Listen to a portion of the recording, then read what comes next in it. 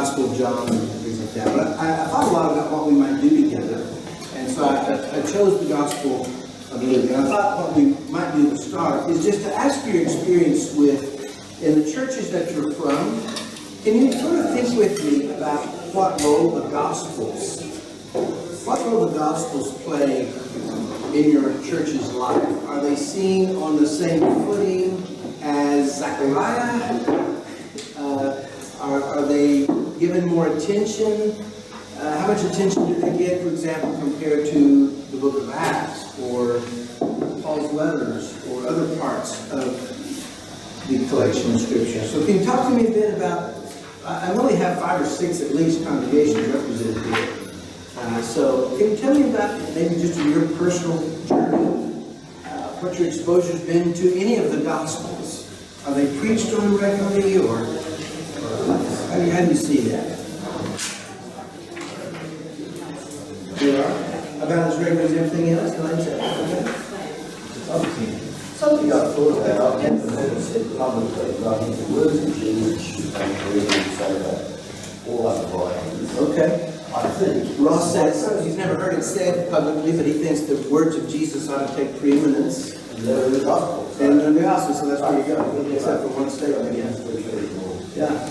Yep. We studied the Gospels at the point for one full year before last, and it was aligned to the children's classes as well. So we studied the book of Mark, the adults, over 3 months. Then we also made those lessons for the children, the same book of Mark. So the whole church was studying. That's right. So we took the four books in the Gospel and spread it out over 1 year, 3 months each. Oh, wow. But we ensured that same book was carried right through all the children's classes. But So you we studied always- all 4 Gospels in 1 year like that? In 1 year, 3 months, amazing. 3 months at a time, yeah. Yeah, Each that's book. quite a lot of attention. I've often wondered if the 4 Gospels were the only scripture we had, rather than having 66 books, if we only had the 4 Gospels, would we know what to do? Would we know what to do? You don't think we would? I've seen people refer, like becoming a Christian, to go to the Gospels. That's the thing that we go to, of what to read first. Okay, so a new Christian? What should we do? I grew up hearing the preaching of a guy named Jim Woodruff. Not grew up, it was when I was in university, and he recommended when you read your Bible, read a Gospel, and then go read one of Paul's letters, and then come back and read a Gospel, and then read something from the Old Testament, and then read a Gospel. I mean, and his preaching grew out of that. He actually did some work in New Zealand for a few years, and it was there that this happened. He had not finished his graduate work at Harding School of Theology in Memphis. He just lacked the thesis paper and was working on it, and then they moved to New Zealand. And the history of people who do that and then don't finish is high. Life happens, right? You got to get back to work, your children need you, your home needs you, blah, blah, blah. So you say, well, I'll work on that next week, and next week, and next month, and next month, and then so much time passes, he was passionate about it. Well, Jim was in New Zealand, and his teacher from Memphis wrote him a letter. In fact, he was given the Outstanding Alumnus Award a few years ago, and he held up that letter. It's a 50-year-old letter that he kept from his teacher. He said, Jim, you just invested too much not to finish this. You got to finish this. And so he did, and with his urging of his wife, he'd go work on a while. This is way before word processing and computers. We had to retype everything, right? So he'd go work on it, take it to the post office, and mail it, and then Dr. Lewis in Memphis would write on it, send it back, and he'd revise and blah, blah, blah, blah, blah. He said his paper across the equator more than any other living document in the world. But in the meantime, he got to know the postmistress, and probably that was not the only reason he was going to the post office, but that was one of the things he was doing. And so in the process, he met her, Claire's her name, and they studied, she and her husband, and they studied through the Gospels at some point, and they became, they said, we want to become Christians. How do we do that? He said, I'm not going to tell you. But here, read these scriptures, and we'll talk about it next week. And so he said, I knew that they would meet me in the door wanting to be baptized, and sure enough they did. So they were baptized, and Claire was so excited to be in the Lord that she just was, her face was just effusive of excitement. And so Jim started calling her Claire in the air. And so she was so excited. But then a few weeks passed, and she came back, and something had changed. Her countenance was totally different. And he said, what happened? He said, well, I've been reading Romans chapter 12. In Romans chapter 12, it comes to us in paragraph form, so it's like this bullet list on 30 things. Be hospitable, use your gifts, don't repay evil, and just a ton of things. And she came back and she said, who can do all of this? What in one life can deliver all this? And so Jim started calling her Claire in despair. And then a few days passed and she came back and the glow was back. He said, what happened? And this is what she said. She said, I found in the Gospels the power to do what's in the letters. And Jim said, what? Would you repeat that? And she said, I found in the Gospels the power to do what's in the letters. And Jim credits that insight to changing the whole way he thought about Christianity, about his ministry, about preaching about Scripture. And then he moves to Searcy and preaches across the street from where we went to school, and we got to hear this great emphasis on the Gospels. And so I've thought a lot about that, and my favorite thing to do is to teach the Gospels at Harvard to freshmen. So I thought we might do the Gospel of Luke here, and I thought we might spend some time today just really quickly orient us to the Gospels in general, and then to Luke. So did anybody not get a handout? First rule of teaching, when in doubt, give them a handout. Right? All right. So the Gospels are not biographies. If they are, they're poor ones, because we see the birth of Jesus, and then he's 12, then he's 30. And if you read through the Gospel of John, and every time the scene changes, every time it says, well, 3 days later, or a week later, every time that happens, you made a little tick mark. You only get about 20 or 21 days in the life of Jesus. It's a brief account, really. So think of the Gospels as literary portraits. The Gospel writers are painting, that's what the blank is there, number one, literary portraits. The Gospel writers are painting pictures of Jesus using his words and the episodes from his life. Now we got pins. Each of the Gospels, Numbers 2, is written to address a specific historical situation. It's not a specific historical situation. That's number 2. The first one is literary portraits. The Gospels are literary portraits. The second one is specific historical situations. In other words, it's not as if Luke woke up one day and thought, what am I going to do today? I think I'll write a Gospel. I don't have anything else to do. No, he's in relationship with churches, or he knows about the issues they're facing, and he's writing to address those things. Number 3, the term synoptic gospels refers to Matthew, Mark, and Luke. Matthew, Mark, and Luke. And the reason is this, number 4. The term synoptic, you can see it there, optic is to see, right? And that's why it is similar. The prefix for similar. So, to see from a similar point of view. I'll repeat these. To see from a similar point of view is number 4. And what we are saying there is, compared to the Gospel of John, Matthew, Mark, and Luke look like triplets. They're not, but compared to John, which is so different from the other 3, that we have come to use that term. So I'll repeat these. Number 1, think of the Gospels as literary portraits. Number 2, they're written to address specific historical situations. So there's the teens in here, the older teens in here. Number 3, synoptic Gospels refers to Matthew, Mark, and Luke. 4, to see from a similar point of view. Number 5 and 6 and 7 all tell us about how the Gospels came to be written. And I think this is important. The Gospel writers, number 5, reveal a few insights as to how they composed the narrative, what we call John's purpose statement. It's in John 20, 30-31. It's there in your text, in the box. It tells us a little bit about what he's doing, okay? So let's look at this. Jesus performed many other signs, which is his word for miracles, in the presence of his disciples, which are not recorded in this book. What's John saying? There's more I know that I'm not telling you, right? I'm not telling you everything I know about Jesus, right? So that's one thing. These are written that you might believe. And that little phrase there, it's kind of like, so that you might believe, is purposeful in its intent. So The purpose is to believe that Jesus is the Messiah, the Son of God, and have life in his name. So number 6, here's what we know. John had a purpose. John had a purpose for writing his gospel. That is to foster believing. And number B, which is less, I think less talked about, is John is selective. John is selective in what he chose to include. He's not telling everything. He's picking and choosing. Now, whatever view we might have of the relationship of this partnership, apparently there's a partnership going on between God and humanity to produce Scripture.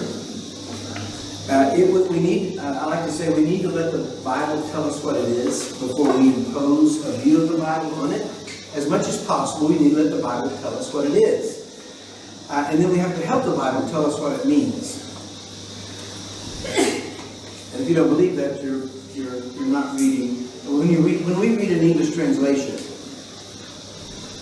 we've helped the Bible, which didn't come to us in English. We're helping it.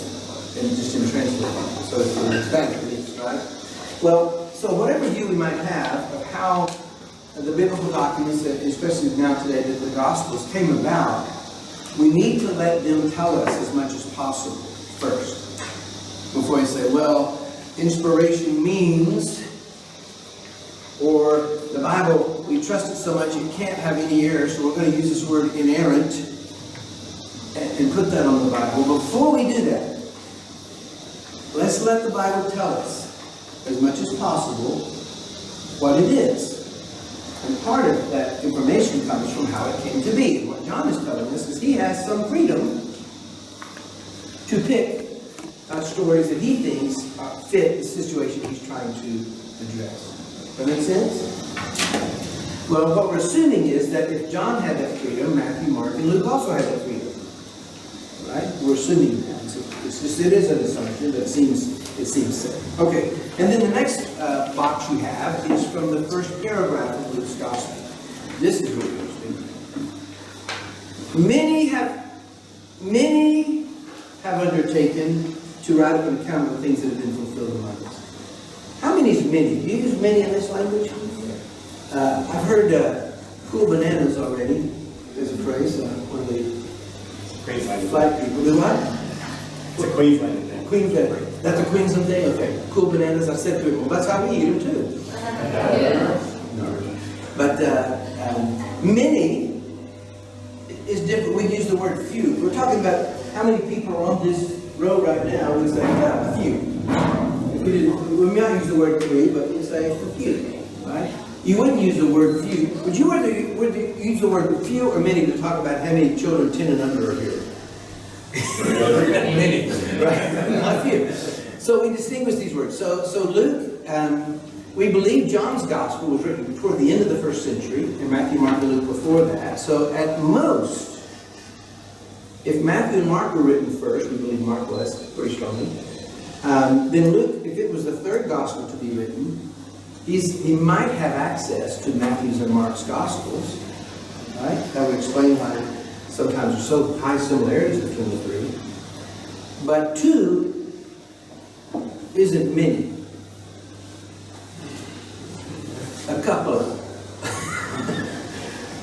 But what does he mean when he said many have drawn up an account? So what we surmise is that Luke might have before him some partial records. Something less than a full gospel. But maybe somebody collected kingdom sayings. The kingdom of God is like. Maybe somebody collected those. We don't know. Maybe somebody collected parables. Maybe somebody collected stories about the poor. We don't know. But it seems to indicate that other people are recording things. As they've been handed down to us from those who were first eyewitnesses. We believe at the earliest, Mark probably right, is in 45 AD. If we're right about Jesus being 33, they will get that in there. There's at least a dozen years, and maybe more, between the time that Jesus ascended and the time the first gospel records appeared. A dozen or so years at least. So how did the stories, how did the episodes get from what Jesus said and did What happened to those stories? How were they carried? Until they were finally recorded in the Gospels. Do any of you have deceased grandparents, but you know stories about them? Or great-grandparents? You can tell stories about them, and sometimes when the family gets together, you retell those same stories. Right? We call that oral tradition. Some cultures are very dependent on that because they don't have written sources. And so storytelling, recounting what happened, becomes very important in those cultures. Okay, therefore, he says, since I myself have carefully investigated. Does anybody have a different translation of them? Besides, I think this is the International Version. I myself have carefully investigated. What's that? You know, it's something other than he just woke up and off the top of his head, which is not an expression I use very much, Clifford. I don't use that expression off the top of my head. I've already experienced that, right? So it's not as just this spontaneous, whatever occurred to him, he wrote down. He did some work before he began writing. What did he do? Well, maybe he interviewed people. You know? And by the way, if you've got living grandparents, take your voice memos out on your phone and turn it on and probably say, tell me again. Please do that. Because you won't have them, and then you'll have their voice as well as their story. So Luke is carefully investigating. Maybe he's interviewing people as well as maybe he has some written sources. So does that change your view of the Gospels at all? That they're made, it's not just, you know, these writers aren't just being put in a trance by the Holy Spirit and God whispering something in their ears. There's something else at work here. Right? Now, it doesn't mean God's not prompting that. That's not what that means. But it does mean the writers have some liberty about what they include. Right? And Luke particularly includes some stuff none of the other Gospels record. And you'll recognize some of those stories. So, number 7, here's what we learned. Luke says, many others had drawn an account. I mean, he's many. Number 7b, he conducted careful investigation. I already talked about that. Could be interviewing people. So there. Okay, turn to page number 8. Anybody need something repeating on page 1? Number 8, the writers apparently did not feel obligated to follow the chronological sequence of Jesus' life. Now, if you're writing biography, you want to do that probably. Right? Sometimes you watch a movie and the first scene, and you get 4 or 5 minutes of something, and then it changes. It's 20 years earlier, and it'll take you back to see how it got there. You know, well, that's kind of a neat way to do things, but they don't have to follow chronological sequence if they're not writing biographies. Now, if you're going to tell the birth story of Jesus, I'd put that early. You know, but other than that, they don't seem forced to do this. So we think that the gospel writers, to some degree, adapted the materials to suit their purposes. The adaptation took the forms of arrangement, the arrangement of things, and emphases. Emphases. What do they keep talking about over and over and over again? I saw some evidence for that. We'll just pick one of these. Number 1, John places the episode of the cleansing of the temple. Do you know what I'm talking about? Jesus enters Jerusalem on the donkey, and then he goes into the temple and chases everybody out, and knocks the tables over, right? And then a week later he's on the cross. That's just what we know happened, right? So that's this last event. And I think what he's doing, he's going in and saying, you guys have been trying to arrest me? You've been trying to arrest me? Looking for a good reason? Come get me, you know? I think that's what he's doing. But nevertheless, that would be an arrangement thing. So when Matthew, Mark, and Luke tell that story, it's very near the end. And when they tell it a week later, he teaches in Jerusalem until Thursday, when there was a supper, and then the arrest and the trials and all that. Right? So it's the last week of his life. John tells that story in chapter 2. When John writes his gospel, what? And so there is an author who I respect who says this happened twice. You know? I think he's saying that because he thinks the Gospels have to write things in order. He did it once earlier in his ministry, as John says, and then he did it later. You don't get to do that twice. You go into Jewish headquarters and say, this is my house, get out. That's it, you know. You make the religious authorities mad and they're going to kill you. So, that's one thing. And we'll look at another one later. Emphases, we'll see this in Luke, emphasis on humility and the tension between riches and poverty, things like that. We'll see that a lot. Okay, we'll skip number 9, number 10, number 11. Let's look at number 11. There's a theological relationship between the Gospels and Acts, particularly about Luke and Acts. It's a kind of cause-effect relationship. So you've got the life of Jesus in Luke and the life of the early church in Acts. Right? And one happens before the other. And more than that, it's not just sequence. One prompts the other. Jesus, the life, the impact of Jesus is what prompts people to become Christians. Right? So if you think about that relationship, you can think of, well, Jesus precedes the church.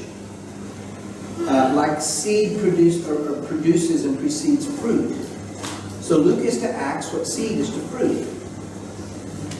Right? And so it seems to me that if we're serious about being a church of Christ, then we can't begin in Acts. Acts is the fruit. If we want the DNA of Jesus in our churches, we have to go to Him. We have the church of Christ. Luke is where you read, the Gospels is where you read about Christ. We're not. So the earliest Christians weren't trying to restore the early church, right? Because they were it. They were trying to reclaim Jesus in their lives. They were trying to be a kind of second incarnation, like Jesus was the first incarnation of God's Word. They're trying to continue the life and emphases and priorities and way of being of Jesus. That's what they're trying to do. And so when we open up the book of Acts and see this wonderful portrait of community, we know where that came from. They're trying to treat each other like Jesus had treated them and treated the people in His life. They're just carrying that on. And that kind of community is the result of that. That's the fruit. You know that Acts 2 paragraph where they were selling their property, they met every day, they were loving the fellowship. They must have been at camp. They were just loving the keep family, they meet together every day, that sort of thing. So that's a fruit. And we need to go to the seed if we want to really be a church of Christ. I think that middle word is maybe the most important one of the three. Where do you go? Where do you get your direction? Initially, a foundational direction of what it means to be a church of Christ. You go to the Gospels. All right. Okay, number 12, and then we'll get on to something else. Since the Gospels are written at different times and different places, different audiences, they need to be studied individually. We need to let Luke tell us what he wants to tell us, let Matthew tell us what he wants to tell us. So that's number 12. They need to be studied individually. Sometimes, number 13, the Gospels are studied collectively as a group. And there's two ways to do that. So, harmonization. If you want to take Matthew, Mark, Luke, and John, is what's represented there in your notes. If you want to take and make like a Nile Delta, they're trying to make one story. They're trying to harmonize the stories and make them try to match them into each other. Right? So you can buy these things in the bookstore or online. You can buy a harmonization of the Gospels, right? And there may be some value there. I'm not sure what it is. Okay. The other way is to study them side by side. So this approach puts them in columns, and you read the story, and you see how the different writers tell the same story. And sometimes it's very similar. But sometimes there might be more. A little difference. I know we'll see this in Luke where he introduces John the Baptist. He introduces it like Matthew and Mark introduced John the Baptist with a quote from Isaiah, except Luke includes more of the quote. And the more that he includes is significant. Interpreting the gospel is not a lot. I mean, if we had more time, I'd want to spend more time on these, but I would like to emphasize some things. Number one, text must be interpreted. There's no such thing as a non-interpreted text. When we're holding our English Bibles, if that's what you're using, It's a translation. A translation is an interpretation. And the Greek text that that's sitting down when they translate this, the Greek text itself is an interpretation of the thousands of partial manuscripts we have of the Gospels. And textual scholars sit down and they try to discern what the original reading was if the manuscripts differ, right? That's enough of that. Well, there could be more, but you have to be interpreted. If you want to talk more about that, we can. By the way, you're looking at somebody who has an extremely high view of the Bible. Okay? I just don't want us to do what the Bible itself would not want us to do. Imposing, theories. So, for example, I had a colleague a few years ago. He said, "I'm going to this conference and I'm thinking about presenting a paper on the inerrancy of the Bible. What do you think?" I said, "Oh, I wouldn't do it. Not because I don't believe the Bible tells us the truth. Look, for example, with me. Look in John 5 with me.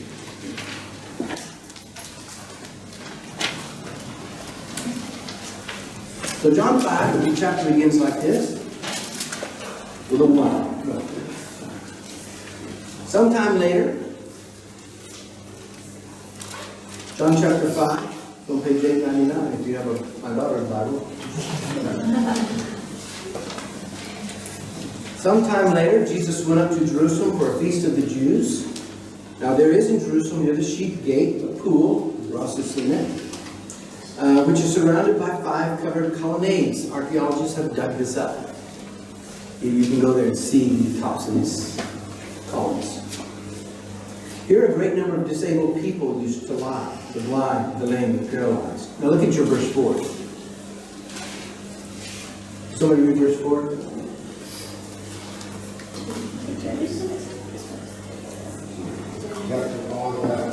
Yeah. You don't have a 4? You have a Bible? Oh, does it designate it somehow in brackets or something? Yeah. Does it give you a note or something at all? Yeah.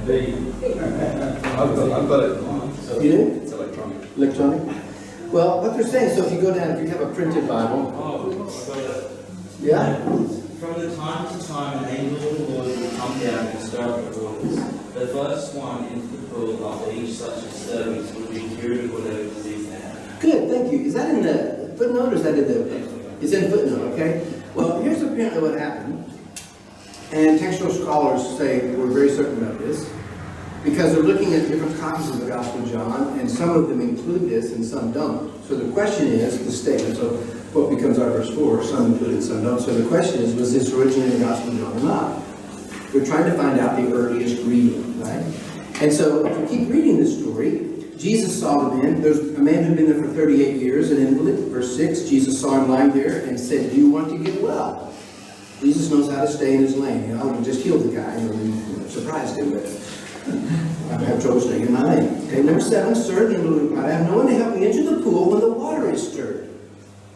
Well, if you don't have what Jaden just read for us, you're like, what?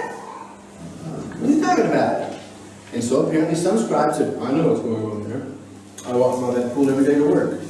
I know some of those people.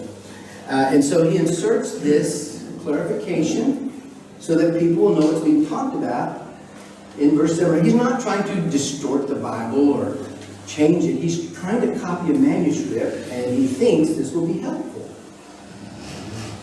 And so he adds something that is helpful. If we didn't have that, we'd go, what's he talking about? Right? Now, they're not writing it for us. His job is to copy this manuscript, but maybe he lives in Jerusalem and knows what's going on there. He's trying to help. So he adds this additional statement. Now, most of our things like that, we call textual variants or variations. Most of them are just little things like you plural or you singular. One letter difference in how we spell.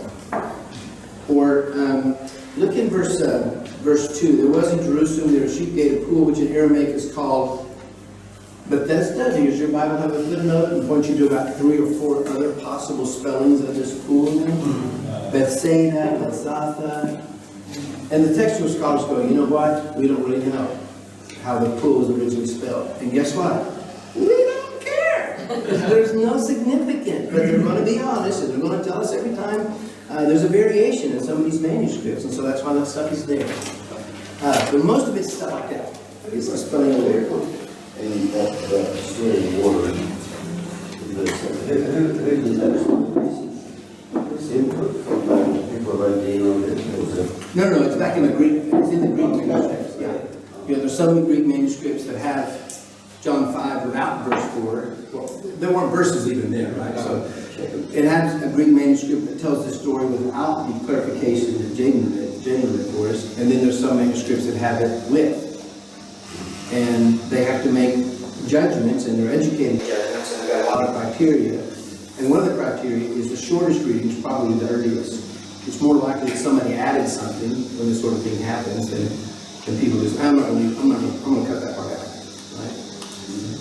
They're trying to do their jobs faithfully, etc. Now, the two biggest things when this occurs is, the story of the woman caught in adultery in John chapter 8.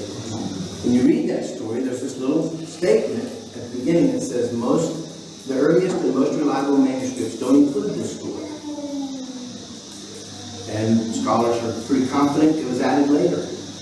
I bought a book by a guy named, I don't know what his name is, The Life You've Always Wanted, John Fortberg. And it was a book on spiritual disciplines. It said spiritual disciplines for the ordinary person. And you open it up and look at the table of contents. There's no chapter on prayer. On a book on spiritual disciplines. Like, duh. And very shortly after that, the second edition came out, and guess what? There was another chapter on prayer. So they're like, John, look, buddy. And so what could have happened is, in fact, the story of the woman caught in adultery is found even in one manuscript in Luke. This is a story looking for a home. And there's a statement right before the story, when we look at it, in John 7:25 and 6, it says, Jesus says, make a right judgment. Don't judge by appearances, make a right judgment. And then in chapter 8, about 15 and 16, it says, I don't judge, but if I do, my judgments are true or right. So you have these two statements about right judgment in close proximity to each other. And if you're looking for a story from the life of Jesus that illustrates right judgment, when Jesus has brought this woman caught in adultery and asked to be the judge, it's a good one. And my guess is, John said, we're going to recopy this from now on, stop here, and put this story in there. Version 2.0. Because it fits so well. We don't know if that's what happened, but that's the kind of thing we're talking about. Okay. Oh, I wouldn't really talk about that. Number 3. This is really important, and I think something I didn't really think about as much until a few years ago. But think of the Gospels, like all biblical texts, as having 3 worlds. Okay? There's the world behind the text. And so if I look out this window, we're going to let this window here to the right of us be the biblical text. Right? When we read that, we actually kind of read through it, and we're trying to figure out what's going on in the background to help us understand what's written there. So why does, for example, Paul say the Gospel's for everybody, to the Jew first, and also to the Greek? Why does he say it like that? Why didn't he just say the Gospel's for everybody? Why does he add this stuff about Jews and Greeks? And why is there all that stuff about Jews and Greeks in the first 6 chapters of Romans? What's that going on there? Well, we believe because the Emperor Claudius kicked the Jews out of Rome, not the Jewish Christians, all Jews, in AD 49, kicks them all out of Rome. What's going on there? Well, there's something going on in Rome, in the background, some Jew-Gentile ethnic tension, ethnic conflict, that's going on in the culture, and it explains to some degree what Paul's doing in his letter. I mean, if we're the church in Rome, and you guys are Jews, and you guys are Gentiles, right? Paul's saying, look, guys, and you hate each other, and the culture has told you to hate each other, we got to be one. We've got to be one. Here's what we need to do. You guys, welcome. Gentiles, welcome. You're part of the tree now. Paul uses the image of a tree. Your branches, you are grafted in. So don't think too highly of yourself. I know your culture teaches you you're better than them, but not so in Christ. So you're part of the tree, but you're a grafted branch. Don't forget that. You've tapped in, so to speak, to a root system that was here before you, long before you came on the scene. So show a little respect, will you? Okay? Now you guys, yes, you're the Jews and the Messiah and the law and all that stuff, and that's great, good for you. And you know yourself that you were chosen because the Jews were better than everybody else. It's just God wanted, in fact, to demonstrate His power through a common people, you might say, centuries ago. But now, in Christ, the Gentiles are a part of Israel now. It's no longer merely an ethnic thing. It's faith in Christ that makes you Israel. And so, listen, open your arms. You're the root system, you're the trunk, but we got some other branches here, and they're just as much a part of the tree as you guys. So show a little respect, will you? And that's going on. So that's the world behind the text. Now the world of the text is things like themes and vocabulary, things that get repeated, right? Matthew is the only gospel that uses the quote from Hosea twice, where it says, what it says is, God says, I desire mercy, not sacrifice. He uses it twice, and he uses it in stories that both Mark and Luke tell. All three Gospels tell the same stories, those stories. But Luke adds this quote. Matthew adds this quote from Hosea. I desire mercy, not sacrifice. You have to ask why. Why does Matthew include that quote and Mark and Luke don't?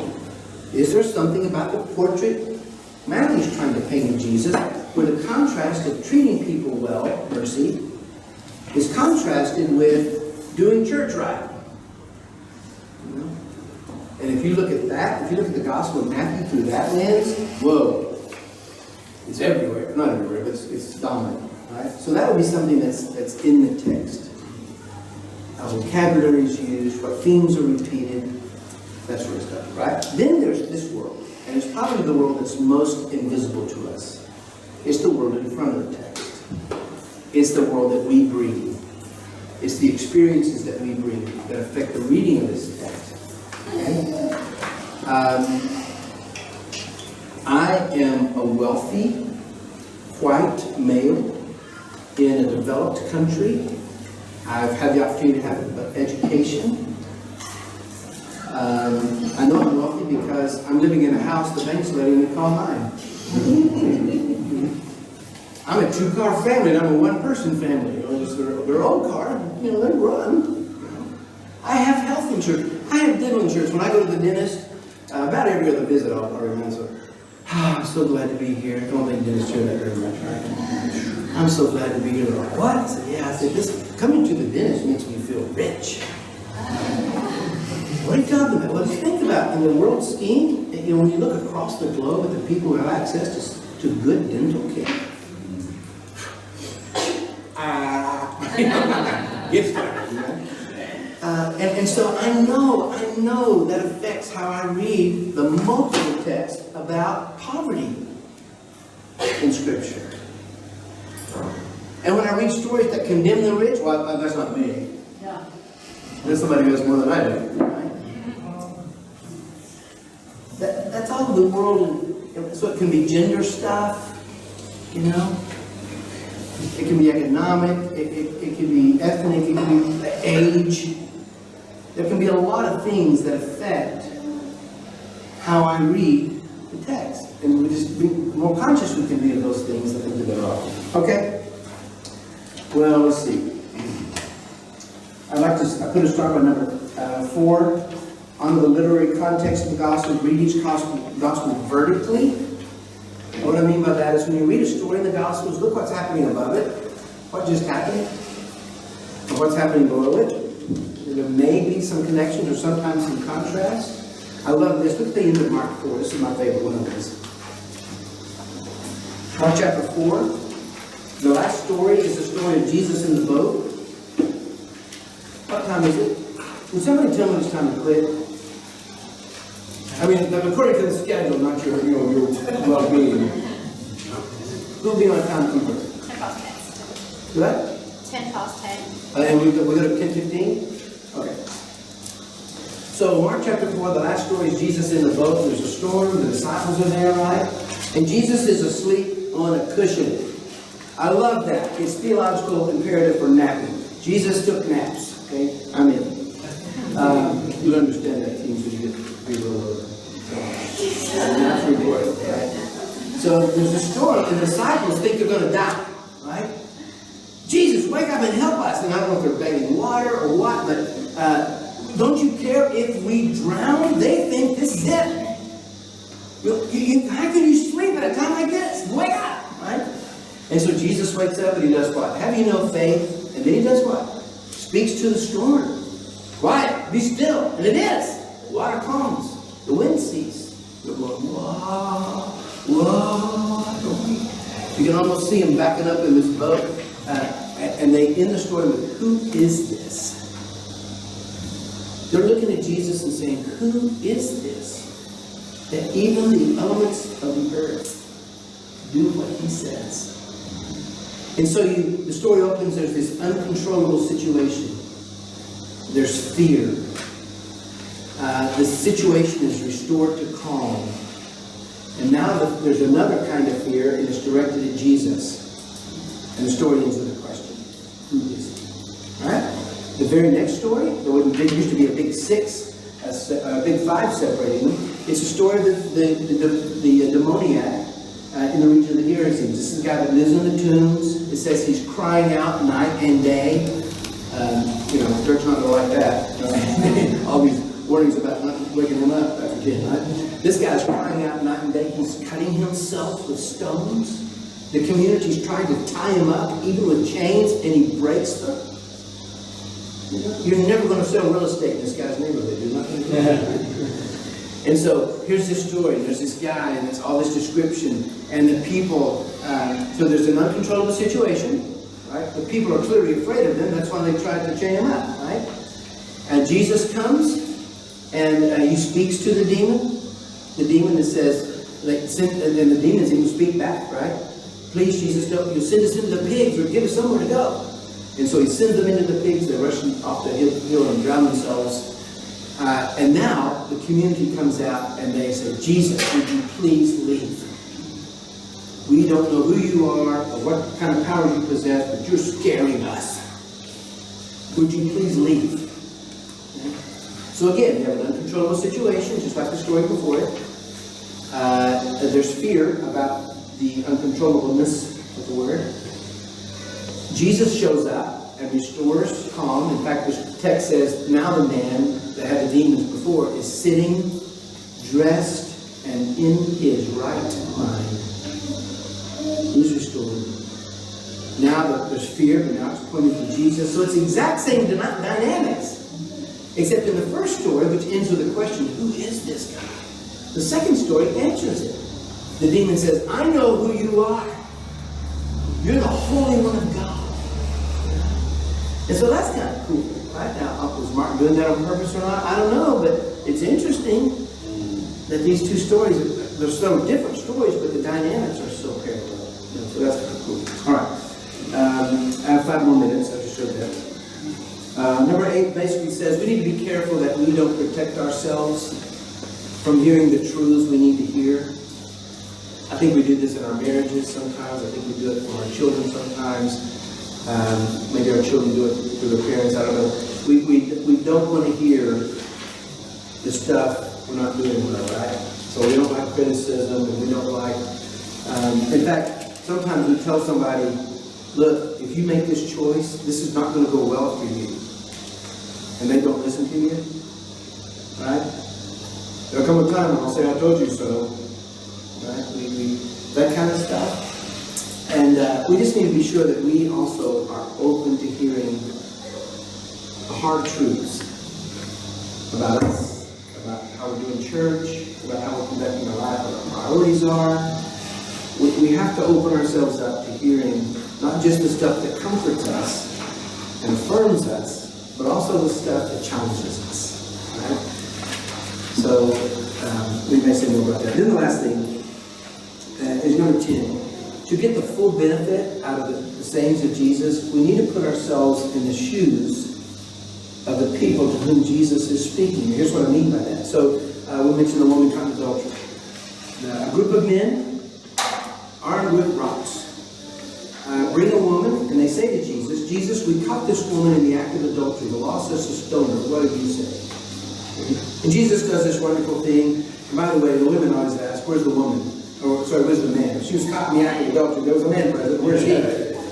Well, the text indicates these men are not interested in getting to justice or the truth. They're trying to trap Jesus. And it wouldn't surprise me if they set her up, maybe with one of their friends. He may be in the group. If they set her up so that they could catch her and have a situation to bring to Jesus to try to trap Jesus. That's my opinion. So they bring her to Jesus, and you know what Jesus does? Jesus, we caught this woman in the act of adultery. The law says to stone her. What do you say? Remember what he does? He bends down and starts drawing on the ground. And my guess is he's doodling. Yeah, I mean, no, we don't know, but it's a wonderful move. Conversations have momentum like athletics. And you got somebody coming in forcefully, and this is what the proverb says: don't answer if a person is angry, don't answer with anger back. How's it word that? A gentle answer turns away wrath. I think it's Proverbs 16:1, I think. A gentle answer turns away wrath. Well, not always, but wrath doesn't turn away wrath. I can guarantee you that. Wrath just exacerbates it, right? And so Jesus is trying to slow the conversation down. These men come in force, in numbers. They're ready to kill her if he gives them the cue. And so their power's on their side, the momentum's on their side. And he's slowing things down. And it says they keep pressing him. Jesus, why don't you listen? But we said to you, this woman has got it. And he's not taking the bait. You know? He's controlling this. He's slowing it down. He stands up. He said, okay, fellas, here's what we're going to do. If you're a sinless person, you can throw the first stone. Well, you know, who's going to do that? Even if they think high, they've got a distorted self-image too high of themselves. They're still going, I'm perfect, I'll throw. You know, nobody's going to do that, right?